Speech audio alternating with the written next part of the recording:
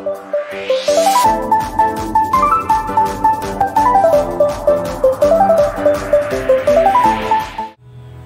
kita berdoa. Bapa Surgawi, Bapa yang baik, kami datang merendahkan diri di hadapan-Mu, membuka hati dan pikiran kami untuk diisi firman Tuhan. Penuhilah kami dengan Roh-Mu ya Tuhan.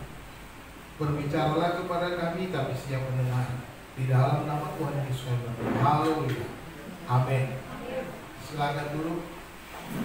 Salam. Salam. Puji Tuhan. Izinkan saya pakai kursi. Karena hari ini kaki kanan saya lagi kumat.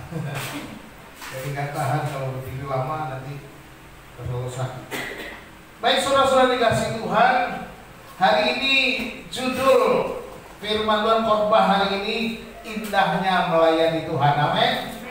Nah, saya harap setelah mendengar firman Tuhan, kita semua semakin semangat melayani. Siap? Siap. Kayaknya setengah sejam nih. Siap? Siap. Ya mantap, haleluya. Saya tunggu jadwalnya. Haleluya. Nah, firman Tuhan kita belajar bersama-sama dari satu ayat saja, ya. Nah, satu ayat. 1 Timotius 1 ayat 12, ya. 1 Timotius 1 ayat 12. Kita baca sama-sama, ya, satu ayat ini. 1, 2, 3. Aku bersyukur kepada Dia yang menguatkan aku, yaitu Kristus Yesus Tuhan kita, karena Ia menganggap aku setia dan mempercayakan pelayanan ini kepadaku. Amin. Haleluya. Rasul Paulus dalam suratnya kepada Timotius menguatkan Timotius, mendorong dia agar setia dalam pelayanan, agar tekun dalam pelayanan, agar terus tetap teguh dan tidak goyah, agar sebagai seorang pelayan, seorang hamba Tuhan, dia tetap bersemangat. Dan dia berkata, aku bersyukur, dia seolah-olah berkata, lihat Timotius ini, aku sebagai hamba Tuhan, aku sebagai seorang yang sudah sebagai bapak rohanimu, orang yang sudah mendahului melayani Tuhan, aku bersyukur kepada Dia. Kepada siapa? Yaitu Yesus Kristus yang menguatkan aku, kata, yaitu Kristus Yesus Tuhan kita. Dia bersyukur kepada Yesus karena dia menganggap, karena Kristus menganggap bahwa Paulus itu setia dan mempercayakan pelayanan ini kepadanya. Apa yang dialami Rasul Paulus, kita lihat betapa berat perjuangannya, tetapi dia tetap melayani. Lalu dia mendorong dengan demikian, berharap supaya Timotius juga tidak takut dan gentar, tetap teguh dan tetap semangat. Ya, nah ini. Kita tentunya sudah pernah nyanyi atau mendengar lagu melayani lebih sungguh. Ya, sering nyanyinya, tahu lagunya nggak? Melayani lebih sungguh. Amin. Melayani lebih sungguh. Kenapa melayani lebih sungguh? Tuhan lebih dulu melayani kepadamu, ya kan? Melayani lebih sungguh. Karena Tuhan lebih dulu melayani kita, oleh sebab itu kita dipanggil untuk melayani Tuhan. Tetapi ada banyak orang menolak pelayanan, ya, menolak. Waduh, bagaimana ketika ayo melayani Tuhan, bilang, waduh Pak, saya masih sibuk, saya masih kuliah, saya masih sekolah, saya sedang mempersiapkan skripsi. Nanti Pak, kalau saya sudah lulus, sudah wisuda, saya akan melayani Tuhan. Sibuk kuliah, asik, ya kan? Juga bilang, wah masih muda. Ada yang bilang masih belum sukses. Ya. Ini sebuah ilustrasi kan. Orang-orang bilang begitu, alasannya saya sibuk, Saya masih muda, nanti saja. Nanti saya belum sukses. Ada seorang yang ketika ditanya oleh hamba Tuhan atau pendetanya, ayo melayani Tuhan. Dia bilang itu tadi, maaf Pak Pendeta, saya masih sibuk dengan urusan skripsi saya. Nanti kalau saya sudah selesai, kalau sudah wisuda, saya mau melayani Tuhan. Begitu dia selesai wisuda, dia bilang, waduh Pak, saya sedang mulai karir saya tidak sempat untuk melayani. Pekerjaan saya terlalu sibuk, karir saya membuat saya tidak bisa melayani. Nanti Pak, kalau saya sudah sukses, saya sudah mampu bisa menjadi orang yang berhasil, saya akan melayani Tuhan. Itu yang terjadi karena menolak panggilan melayani Tuhan. Akhirnya karena saking sibuknya, karena saking repotnya, karena terlalu banyaknya kegiatan, jatuhlah sakit orang ini. Sakitlah dia, sakit parah. Ke dokter, dirawat berhari-hari nggak sembuh-sembuh. Akhirnya Pak Pendeta pun kunjungan kepadanya. Dia bilang, Pak Pendeta, doakan saya. Kalau saya sembuh, saya akan melayani Tuhan. Waduh, banyak orang begitu. Kalau sudah sembuh, baru melayani. Sakit dulu, baru sadar. Pak Pendetanya senyum-senyum. Sudah gak ada waktu. Apakah kamu mau mempersembahkan sisa hidupmu yang sedikit itu untuk Tuhan? Dulu kamu masih kuat, dulu kamu masih muda. Banyak alasan. Sibuklah, kuliahlah. Sudah kerja, pekerjaanlah, karirlah. Sudah tua sekarang sakit-sakitan, baru bilang apa? Saya mau melayani Tuhan kalau saya sembuh. Sedangkan hidupmu tinggal sisanya. Kenapa? Saudara-saudara dikasihi Tuhan, jangan tunggu Tuhan panggil dengan cara yang menyakitkan. Kalau engkau dipanggil Tuhan untuk melayani Tuhan, katakan siap Tuhan. Bukankah kita dikatakan seperti seorang prajurit? Kalau kita baca 1 Timotius pasal 2, kita harus seperti seorang olahragawan, seorang prajurit, dan seorang petani. Itu 1 Timotius pasal 2 kalau dibaca. Kita harus siap. Seorang prajurit kan siap komandan, tak ada alasan. Nanti dulu komandan, bini saya lagi minta beliin tempe, nggak bisa. Seorang prajurit ada urusan keluarganya, dia tidak pusing. Dia kata komandan apa? Karena mau berangkat berperang, ya perang. Nggak mikirin urusan pribadi. Jadi siaplah melayani. Sebab pelayanan Tuhan itu indah, ya. Haleluya. Jadi tidak ada alasan untuk tidak melayani. Sebab Tuhan memanggil kita semua untuk melayani Dia. Ya. Ada 3 hal alasan kita bisa melayani, indahnya melayani Tuhan. Kalau kita baca 1 ayat itu saja, ada 3 poin penting Rasul Paulus ingatkan kepada Timotius dan kepada kita sekarang. Betapa indahnya melayani Tuhan itu. Yang pertama dikatakan, Tuhan memberikan kita kemampuan. Jadi kalau kau bilang aku nggak bisa, aku tidak pandai, aku tidak mampu, oh, lupakan itu.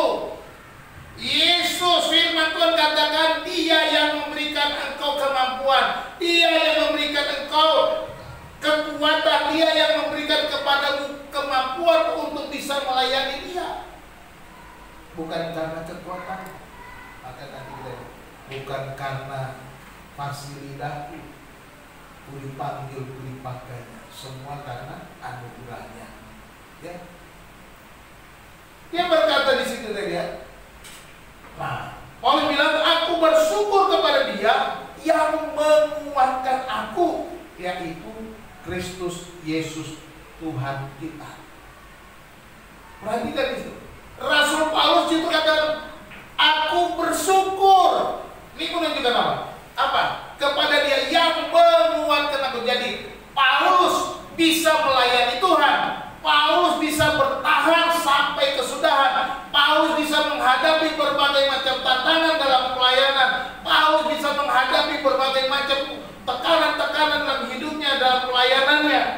Karena apa? Karena Tuhan Yesus Kristus menguatkan dia. Itu sebabnya dalam suratnya dalam Filipi pasal berapa? 4 ayat 13 ya. Segala perkara dapat kutanggung di dalam Dia yang memberikan kekuatan kepada. Jadi ada kemampuan dan aku bersyukur kepada Dia yang menguatkan aku. Yesus yang menguatkan kita. Kata menguatkan di sini artinya Dia yang memampukan. Ya. Kalau kita lihat teks aslinya itu ya, kai karin ekot to en dinomosanti me katanya. Kristo Yesus to kurio hemon. Kalau terjemahan Arabianya seperti. Dan aku memiliki anugerah. Kata bersyukur ini dimakan dari kata harin eko. Eko itu aku memiliki, aku mempunyai. Harin itu anugerah kasih karunia. Jadi aku bersyukur. Jadi lalu endinamo santime yang menguatkan aku, kata endinomo santi itu. Nah ini yang kata menguatkan, diterjemahkan menguatkan. Dari dua kata ya, kata depan N dan dinamo. Dinamo. Nah, tahu dinamo? Kalau saya waktu kecil, waktu naik sepeda, lampu sepeda itu supaya nyala ada dinamo kecil nempel di ban. Nah, sekarang masih ada nggak tahu dah. Kalau sekarang mainnya baterai kan gitu kan. Jadi dinamo kalau dia berputar karena diputar oleh ban, jadi dinamonya nyala lah lampunya. Itu dinamo. Itu salah satu contoh kata dinamo. Dinamo ini juga dipakai dengan istilah dinamit. Dari kata dinamo. Dinamit dia bisa meledak, ya kan? Meledak. Artinya dinamit ini punya kemampuan, punya potensi, punya daya yang luar biasa. Dia bisa meledakkan gunung yang besar. Jadi di sini dikatakan kita sebenarnya sudah diberikan power, kita diberikan daya, kita diberikan suatu kuasa, kemampuan yang tersimpan di dalam kita untuk melayani Dia. Itu dikatakan Paulus. Jadi Paulus bisa melayani karena ada dinamo di dalamnya.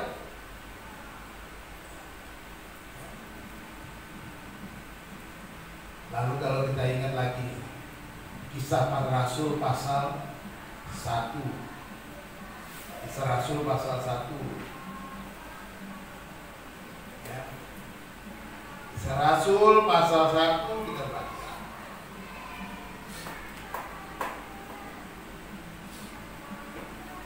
Ayat yang berapa? Ayat 8. Ya. Dikatakan, tetapi kamu akan menerima apa? Kuasa. Kalau Roh Kudus turun ke atas kamu, dan kamu akan menjadi saksiku di Yerusalem dan di seluruh Yudea dan Samaria dan sampai ke ujung bumi.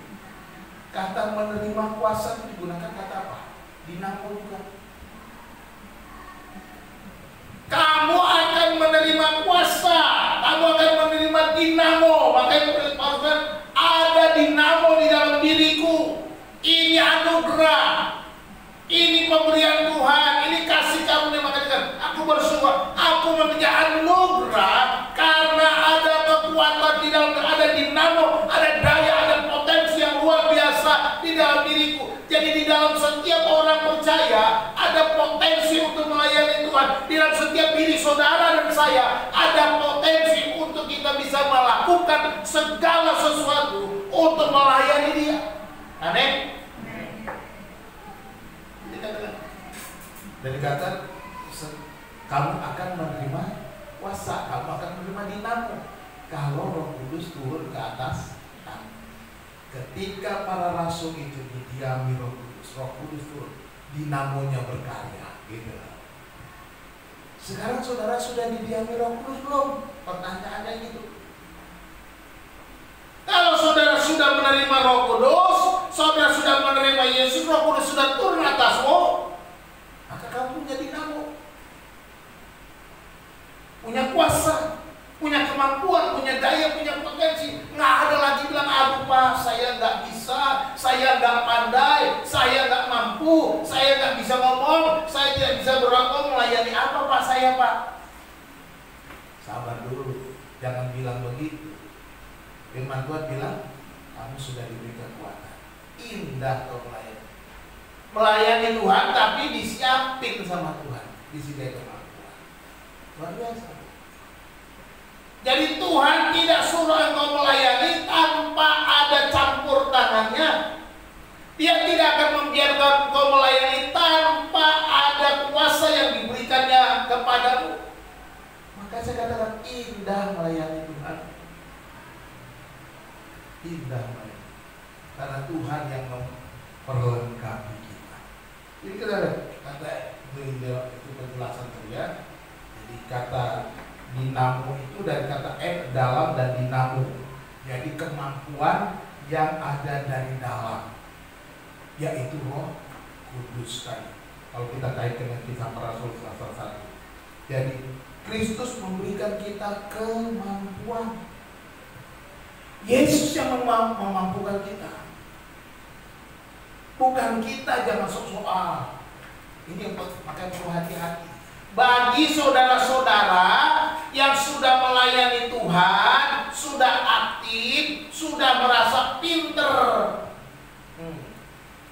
sudah merasa biasa, gampang, jangan anggap remeh.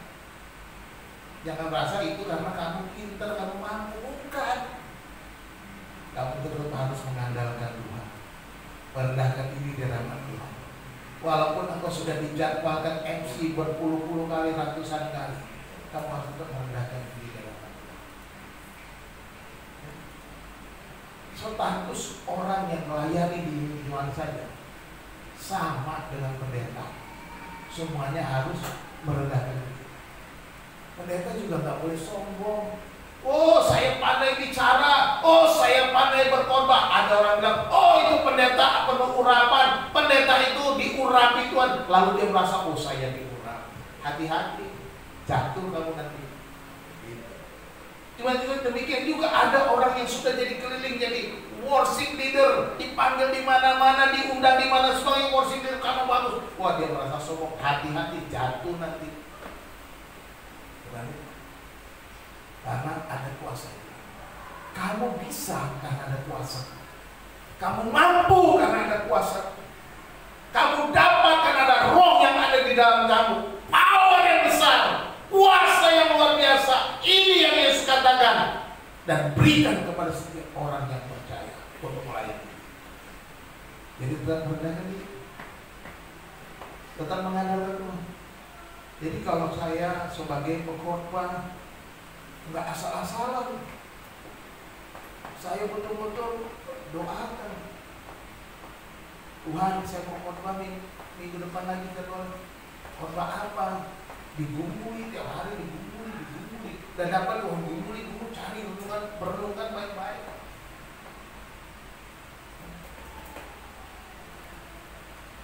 Bukan merasa wah gampang, Alkitab semua udah hafal, jadi nggak boleh. Jatuh nanti saya. Demikian juga kita yang melayani. Kita melayani Sang Raja, melayani Tuhan yang hidup, Sang Pencipta, penguasa seluruh alam semesta ini. Betul-betul tunduk, takluk, taat kepada Dia, merendahkan diri di hadapannya. Supaya apa? supaya Dia yang bekerja, bukan kita yang ditinggikan. Seperti Yohanes katakan, biar dia semakin besar, aku semakin berkurang. Jangan kita yang maunya besar, besar kepala, besar perut, besar badan, besar kuping, besar telinga, dipuja-puji telinganya makin besar. Jangan. Yang semakin besar siapa? Yesus yang semakin besar. Kita semakin gak ada apa-apa. Gak apa-apa kita gak terkenal, yang penting Yesus terkenal. Amin. Ya. Jadi Rasul Paulus ini tidak meninggikan diri oleh karena apa yang telah dilakukannya, tetapi menyadari dan mengakui bahwa semua karena anugerah. Ya. Aku memiliki anugerah. Ya kadang-kadang aku bersyukur. Kalau dia mau bangga diri bisa segala macam dia banggakan katanya. Aku melayani Tuhan dengan luar biasa lebih katanya daripada rasul-rasul yang lain. Aku bisa sombong katanya. Tapi aku nggak meninggikan diri kata Paulus. Kalau kita lihat dari 12 rasul yang ikut Yesus bersama-sama dengan Yesus, satu bunuh diri Yudas, lalu diganti siapa? Matias, ya kan? 12. Lalu dalam perjalanan masuklah Rasul Paulus yang tadinya membunuhi orang percaya menjadi rasul. Coba nama rasul-rasul yang 12 orang itu jarang. Selain Petrus, Yakobus, Yohanes yang sering kita lihat. Tapi yang lain-lainnya, bukan berarti mereka nggak melayani, mereka melayani Tuhan. Thomas nggak ada suratnya, tapi dia melayani Tuhan. Semua melayani Tuhan. Memang nggak dicatat, makanya nggak semua rasul itu nggak dicatat di dalam Alkitab, tapi mereka melayani Tuhan. Rasul Paulus dia bisa bangga dengan semua, tapi dia bilang, aku bersyukur. Aku memiliki anugerah, semua yang kudapatkan itu karena anugerah Tuhan. Semua hanya anugerah. Ya. Semua cuma anugerah Tuhan. Kasih karunia Tuhan, karis dari Tuhan. Ya. Karisnya Tuhan.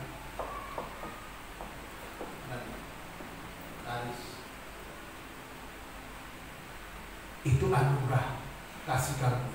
Jadi kalau kita bisa melayani Tuhan itu kasih karunia. Kalau kita bisa memberikan yang terbaik untuk Tuhan itu kasih karunia Tuhan.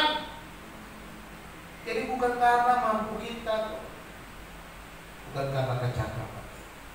Indah melayani Tuhan sebab Tuhan memberi kita kemampuan. Amin.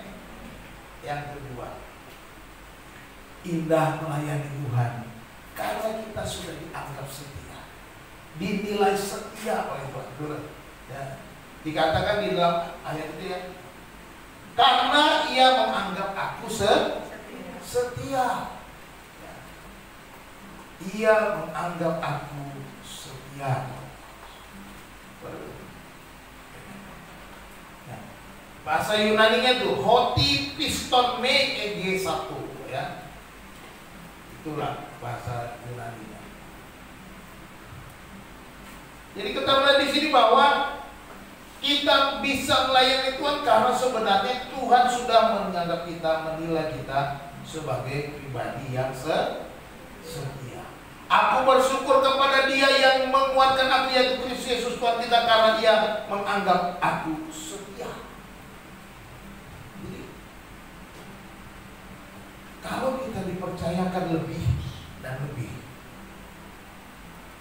karena kita sudah dianggap setia. Kalau kita sudah dipercayakan terus oleh Tuhan, berarti kita dinilai setia. Siapa yang nilai? Tuhan. Ibaratnya kita ini sedang sekolah, kita mempunyai nilai raport. Raportnya merah apa hitam? Ada yang senang merah dan hitam, ya ada nggak yang senang merah dan hitam? Ada. Karena ditanya, wah kan lebih bagus rapotnya warna-warni katanya. Kalau hitam semua, waduh, nggak bagus. Yang cakep itu warna-warni. Merah, kuning, hijau, biru, kali ada semuanya warna. Nah, saudara-saudara, setiap kita punya nilai rapor bagi Tuhan. Tanpa kita sadari, kita akan dinilai oleh Tuhan. Ini adalah hamba yang setia atau tidak. Kita lihat bagaimana Yesus menceritakan tentang perumpamaan hamba-hamba yang setia. Hamba-hamba yang setia dan hamba-hamba yang tidak setia. Hamba-hamba yang setia itu apa kata Tuhan? Baik sekali perbuatanmu, hai hambaku yang baik dan yang setia. Terimalah, aku akan memberikan kepadamu 10 kota untuk dilayani. Artinya apa? Kalau kita semakin dipercaya, karena kita dinilai setia. Tuhan menilai kita setia, maka kita terus dipercayakannya. Kalau saya yang menilai, bisa salah. Karena saya hanya melihat apa yang di luar, tampilan luar. Yang saya lihat dengan mata. Yang saya lihat dengan mata adalah saat saya ketemu saudara, betul nggak? Saya nggak tahu Rahel ini kalau di luar sana. Tapi kalau saya lihat dia orangnya baik, melayani rajin, sopan, kan gitu. Kalau di luar sana kan saya nggak tahu. Tadi nilai saya bahwa Rahel itu baik. Gitu aja. Itu raportnya dari saya. Tapi ya, raport dari Tuhan, hati-hati. Nggak bisa kita sembunyikan raport kita dari Tuhan. Ya. Di depan bapak mama kita bisa buat raport yang bagus. Tapi di belakang, di hadapan Tuhan, nggak bisa kita buat asal-asalan. Salah. Tuhan akan nilai kamu tidak dapat nilai hitam, tapi nilai merah. Jadi ingat baik-baik, ada rapor di hadapan Tuhan. Kita tidak bisa sembunyi. Di hadapan Tuhan, di hadapan pendeta kita bisa sembunyi. Tapi di hadapan Tuhan nggak boleh sembunyi-sembunyi. Karena apa? Nggak ada yang bisa disembunyikan. Sebab Tuhan kita maha tahu, maha melihat. Mata Tuhan ada di segala tempat, kata, mengawasi orang baik dan orang jahat. Jadi semuanya diawasi Tuhan. Ya lihat, yang baik pura-pura baik atau yang baik benar-benar baik, dia tahu. Dia melihat hati, itu dia. Kalau saya melihat apa yang saya lihat pada saat kita ketemu, tapi Tuhan melihat setiap saat dan dia melihat hati. Ketika engkau melayani dia dengan hati yang benar-benar berserah, maka dia tahu ini orang yang setia.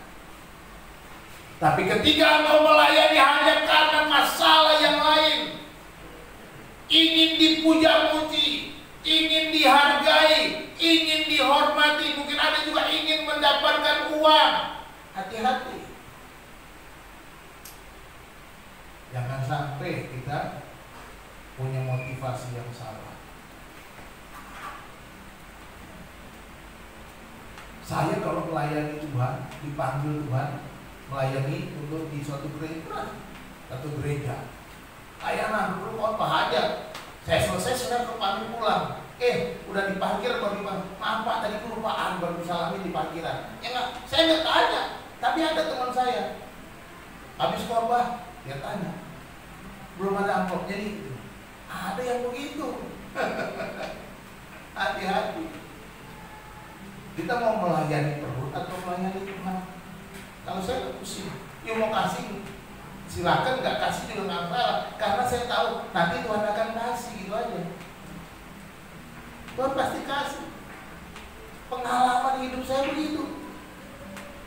Ya, nggak pernah Tuhan lupa. Bukan berarti kita harus terima dari si A si B. Makanya saya melayani di sini dengan tulus ikhlas, nggak perlu mengharapkan apa-apa. Karena saya percaya Tuhan akan pelihara dengan cara yang unik, dengan cara Tuhan. Jadi kita dinilai setia, ya. Hoti piston ni EG1, ya.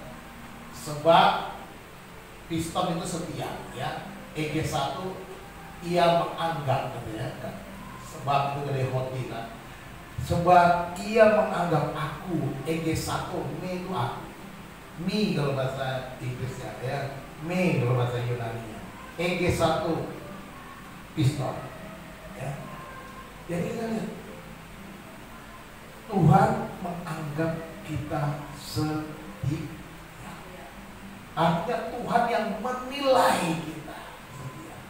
Jadi kalau kita mau melayani Tuhan, ingat baik-baik, aku dinilai Tuhan. Nanti rapotnya dapat. Nah, kalau kita nilainya bagus, kita akan dipercayakan perkara-perkara yang lebih besar. Sebab firman Tuhan katakan, Tuhan Yesus katakan, barang siapa setia dalam perkara-perkara kecil, ia juga akan setia dalam perkara-perkara yang besar. Siapa yang setia dalam perkara-perkara kecil akan dipercayakan perkara-perkara yang besar. Itu janji Tuhan. Mungkin lagu ini perlu kita nyanyikan. Apakah kita setia? Selidiki aku, lihat hatiku, apakah ku sungguh mengasihimu, Yesus, Kau yang Maha Tahu dan menilai hidupku, tak ada yang tersembunyi bagimu. Nyanyikan sama-sama. Telah kulihat kebaikanmu yang tak pernah habis di hidupku. Ku berjuang sampai akhirnya, Kau dapati aku tetap setia.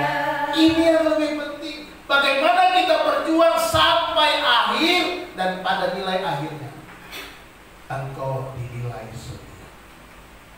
Tuhan menetapkan Rasul Paulus sebagai orang yang setia. Padahal dulunya pembunuh. Dan dia percayakan, dan Tuhan tahu hatinya, ini orang yang punya karakter yang bagus. Jadi kalau engkau sudah dipilih sekarang menjadi anak-anak Tuhan, Tuhan sudah kenal engkau jauh sebelumnya. Bukan kebetulan, bukan ujung-ujung hari ini kok baru dikenal Tuhan. Sebelum engkau bertobat, sudah dikenal Tuhan. Dan dia menilai engkau setia. Tuhan yang menilai hidup kita sehingga kita harus tetap melayani Tuhan. Tuhan yang menilai, tetaplah melayani. Setiap pelayanan kita diberikan karena Dia menganggap kita cakap atau dari setia Dia. Mampu karena Dia memberikan uang, kita setia. Peningkatan berkat kita sebab Tuhan menilai kita setia di Kristus. Jadi berkat itu akan terus meningkat kalau kita selalu setia. Seperti saya katakan tadi,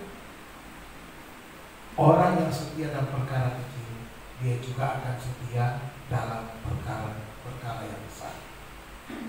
Ingat baik-baik, bahasa Yunani setia apa? Pistos.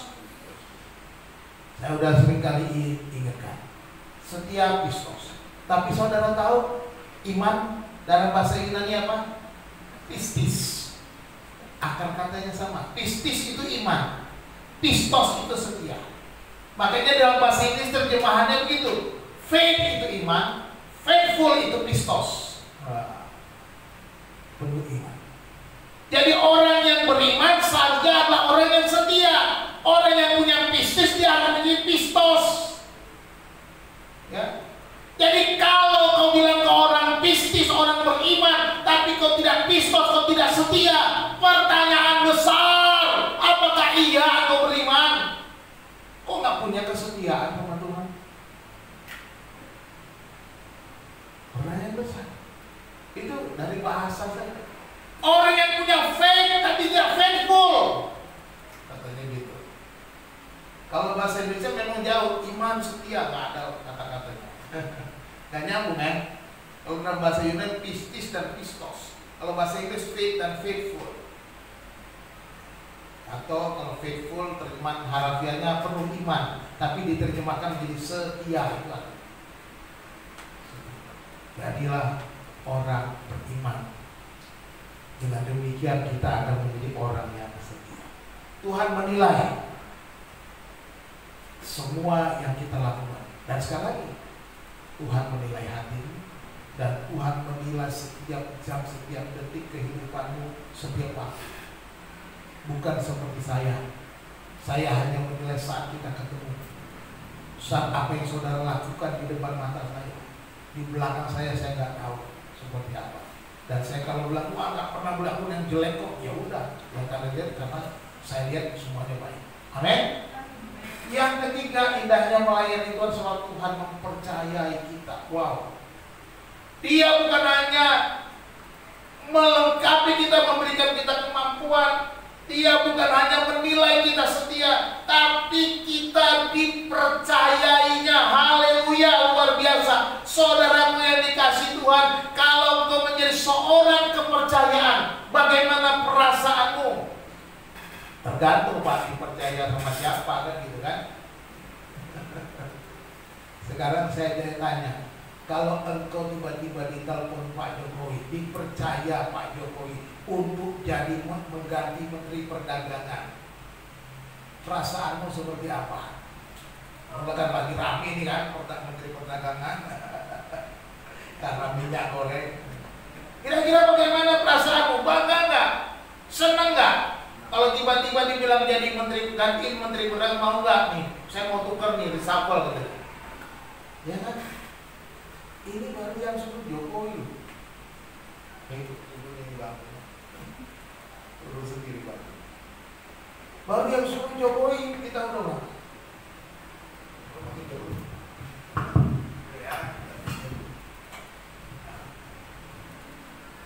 Jadi kita lihat di sini bahwa Tuhan mempercayakan pelayanan kepada kita. Kita akan menjadi orang kepercayaan atau kita dipercaya menjadi seorang duta besar. Ya. Menjadi duta besar suatu negara berarti kita mewakili negara kita di suatu negara lain. Itulah fungsi kita sebenarnya. Ketika kita melayani Dia, kita dipanggil menjadi seorang utusan, sebagai seorang duta besar, seorang sebagai wakilnya Tuhan, dipercayakan untuk pekerjaan Tuhan. Ya. Dikatakan di dalam ayat 12. Dan mempercayakan pelayanan ini kepadaku. Ia menganggap aku setia dan mempercayakan pelayanan ini kepadaku. Jadi apa yang dilakukan Rasul Paulus itu karena Tuhan mempercayakannya, karena Tuhan percaya kepadanya, karena Tuhan percaya kepadanya. Jadi kalau kita bisa melayani Tuhan karena Tuhan percaya. Kalau Tuhan sudah percaya, bukankah harusnya kita bangga? Kalau kita nggak bangga dipercaya sama Tuhan, kebanggaan itu. Ya. Tuhan yang Maha Kuasa percaya kepada saudara. Bukan hanya sekedar saudara percaya kepada Tuhan, sekarang saudara sebagai orang yang dipercaya Tuhan.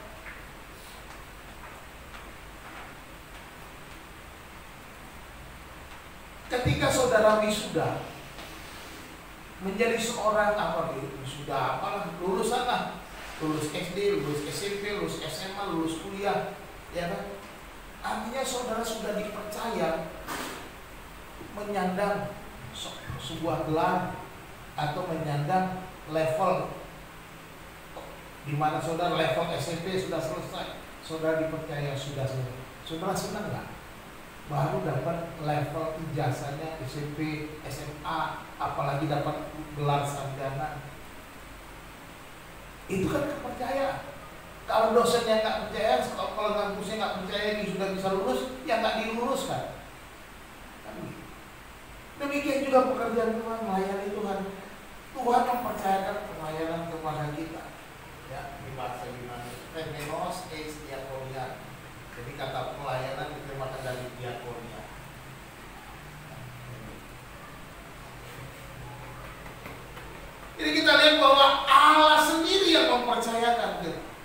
suatu pelayanan.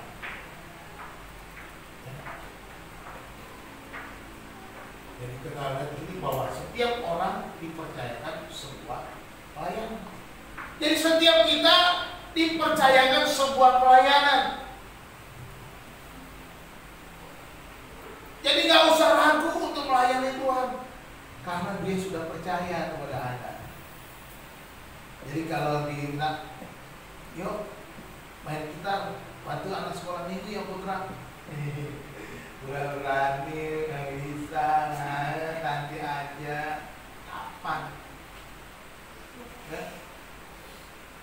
Sedangkan Tuhan percaya kamu bisa, kok kamu nggak percaya, kok kamu nggak bisa, kamu bisa.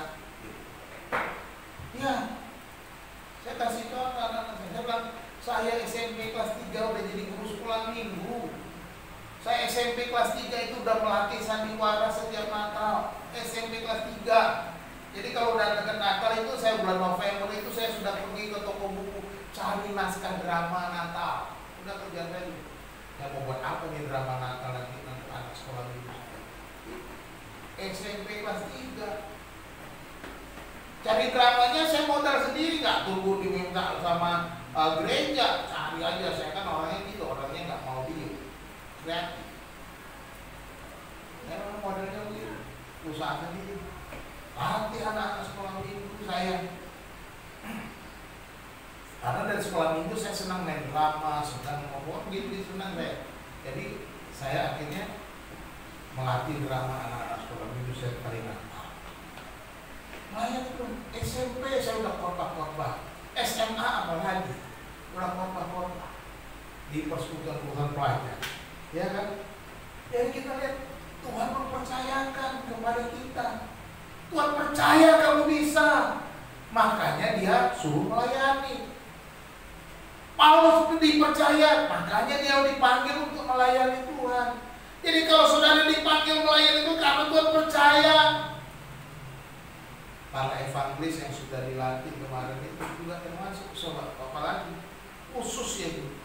Jangan sampai nggak bilang nggak bisa melayani, bisa. Tinggal kasih hati, kasih waktu, kasih seluruh untuk Tuhan. Bisa. Nggak ada yang nggak mau.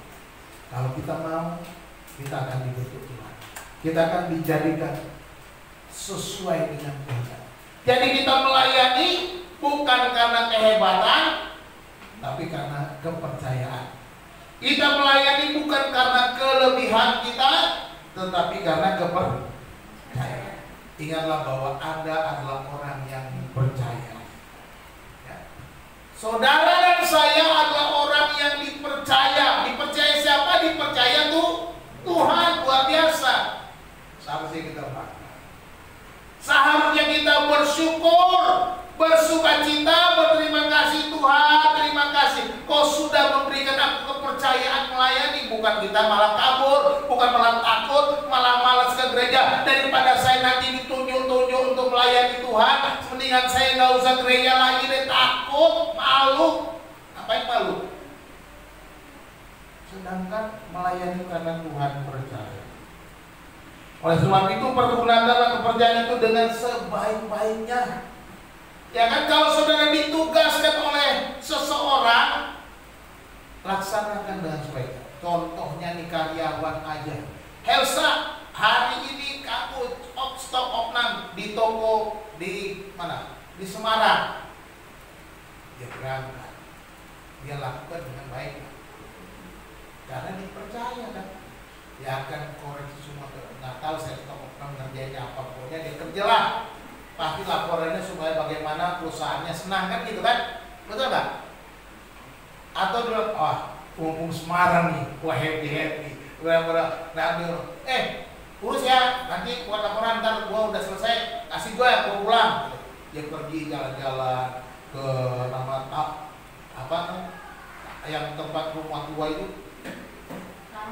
Lawang Sewu lah, Tawang Sewu apa namanya? Ini sana kemari gitu, wah foto-foto lah di di Simpang 5 Semarang, wah cari view Instagramable, gitu.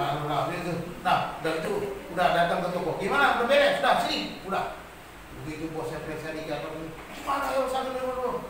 kita namanya tidak bertanggung jawab. Dipercayakan tapi melakukan yang tidak baik. Ya. Demikian juga kalau kita itu Tuhan, kita sudah dipercayakan Tuhan untuk pekerjaan, lakukan dengan sebaik-baiknya. Seperti Rasul Paulus melakukan seluruh hatinya, seluruh tenaganya, seluruh pikirannya, seluruh hidupnya. Dia mencurahkan darahnya, mencurahkan keringatnya, apapun dilakukannya untuk bisa membiayai hidupnya. Dia juga buat tenda, dia bikin tenda, dia jual supaya ada ongkos untuk pergi pelayanan. Dia tidak berharap ke orang-orang selalu mendukung dia dengan uang-uangnya, tapi dia juga berusaha. Saudara-saudara dikasihi Tuhan, layani Tuhan, karena Tuhan sudah percaya. Kalau engkau sudah diutus, lakukan tugasmu. Ya, sebagai orang yang sudah dipercaya. Jadi percayalah bahwa kepercayaan itu adalah kesempatan. Ya. Kepercayaan yang Tuhan berikan adalah kesempatan kita untuk menyatakan siapa kita. Apakah kita setia atau tidak? Apakah kita seorang pekerja yang baik atau tidak? Apakah kita seorang putusan yang benar atau tidak? Ini kesempatan kita membuktikan siapa diri kita. Sama seperti saya contohkan tadi, Elsa pergi ke Semarang kasih tugas, dia akan membuktikan siapa dia kepada perusahaan. Kalau enggak, kalau hasilnya bahwa Elsa ini tidak bertanggung jawab, dia akan dipercaya. Bukannya dia karirnya makin naik, maka mungkin diturunkan. Kamu tidak bisa dipercaya lagi di posisi ini, kamu jadi anak buah saja. Bisa begitu, karena tidak dipercaya. Demikian juga kita sebagai anak-anak Tuhan, ini adalah kesempatan buat kita untuk melakukan yang terbaik buat Tuhan. Ya. Ada 3 poin yang kita ingat. Indahnya melayani Tuhan. Ya, indah luar biasa. Tuhan memberi kita kemampuan. Kedua, Tuhan menilai kita setia. Yang ketiga, Tuhan mempercayai kita. Kesimpulan bahwa semua itu anugerah Tuhan. Kan kata, aku memiliki anugerah. Jadi pelayanan ini adalah anugerah. Kasih kamu semua hanya anugerah.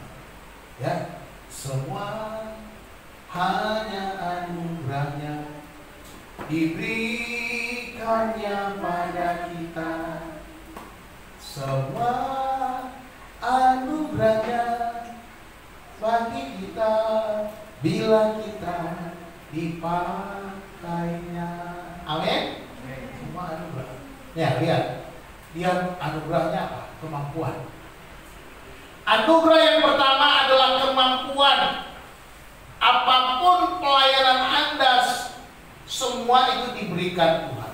Jadi jangan lagi berkata tidak bisa melayani. Ini anugerah pertama, kemampuan. Saudara sudah dianugerahkan dengan kemampuan. Anugerah yang kedua yaitu kesetiaan. Tuhan menilai menurut kehendaknya bahwa engkau setia, dan oleh sebab itu setialah tetap dalam pelayanan yang dilakukan. Jangan sampai lalai dalam pelayanan. Jadi kalau sudah dijadwalkan pelayanan, kalau contoh-contoh, jangan lupa ingat minggu depan siapa nih yang sebenarnya diumumkan. Jangan malam minggu baru kirim lagu. Tunggu ditagih sama saya, lagunya mana baru dikirim. Kalau bisa tuh hari Senin udah kirim, Pak ini lagu buat minggu depan. Wah, ini betul-betul persiapan. Seminggu persiapannya. Ya begitu, itu bagus. Ada pernah yang begitu. Hari Senin saya udah dikirim lagu. Saya senang ya. Yang ketiga, anugerah yang ketiga, kepercayaan. Ini anugerah. Ini semua pemberian Tuhan. Jagalah kepercayaan Tuhan dengan tekun. Jadi jaga. Ini kesempatan untuk menunjukkan siapa saudara. Dapat dipercaya berarti dapat diandalkan. Jadi kalau kita dipercaya berarti kita diandalkan Tuhan, orang andalan. Dan oleh sebab itu kita harus tetap melayani. Sebagai penutup, Melayani adalah wujud rasa terima kasih kita kepada Tuhan. Ya. Semua hanya anugerah Tuhan. Ya. Kita memiliki apa tadi pertama? Memiliki kemampuan, kita dinilai setia, kita dipercayakan, itu anugerah. Ya. Kita nanti nyanyikan sama-sama, semua karena anugerah. Oleh sebab itu jangan berhenti melayani Tuhan, sebab Tuhan akan menguatkan. Jangan berhenti. Amin. Semangat. Siap melayani Tuhan. Melayani Tuhan itu indah. Indah. Mari kita melayani Tuhan. Mulai dari sekarang saya harap semua yang hadir akan siap melayani Tuhan. Gak ada bilang, Pak nanti tunggu sukses. Amin. Kita berdoa. Bapak Surgawi, Bapak yang baik, terima kasih, kami bersyukur kepadamu oleh karena anugerah yang Tuhan karuniakan kepada kami sehingga kami boleh melayani Engkau. Tuhan, terima kasih, kami boleh bersyukur kepadamu sebab Engkau memberikan kami kemampuan dan Engkau menilai kami setia dan Engkau mempercayakan setiap pelayanan kepada kami. Kami bersyukur ya Tuhan untuk semua anugerah-Mu, untuk semua yang Tuhan karuniakan kepada kami sehingga kami boleh melayani. Tuhan, bentuk hati kami, jadikan kami hamba-Mu yang setia, jadikan hamba-hamba yang melayani dengan sepenuh waktu, dengan sepenuh hati, dengan segenap kekuatan kami memuliakan Engkau. Terima kasih Tuhan untuk firman Tuhan yang kami belajar dari Rasul Paulus yang menguatkan Timotius dan menguatkan kami semua pada saat itu bahwa semuanya anugerah semata, bukan karena kecakapan kami, bukan karena kekuatan kami. Terima kasih Bapa, terpujilah nama-Mu. Kami bersyukur dan berdoa di dalam nama Yesus Tuhan kami. Haleluya. Amin.